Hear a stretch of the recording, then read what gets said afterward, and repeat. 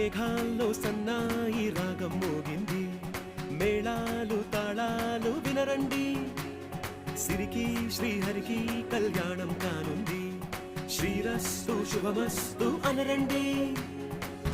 అచ్చతలు గంటో పెళ్లికి అర్థం చెప్పారంటూ, మెచ్చదగు ముచ్చట ఇది అని సాక్ష్యం చెబుతామంటూ, జనులంతా జై కొట్టేలా జరిపిస్తామండి. అందాల కుందనపు